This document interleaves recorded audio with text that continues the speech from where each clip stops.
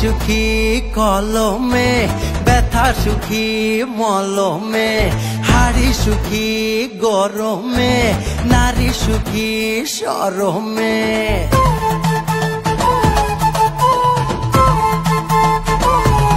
ও চোখ সুখী কাজলে, নদী সুখী অতলে, কথা সুখী শ্রবণে, পাল সুখী পবনে, ছাতা সুখী বর্ষাতে, শীত সুখী কাঁথাতে, সুই সুখী খোঁচাতে, শিশু সুখী মোয়াতে।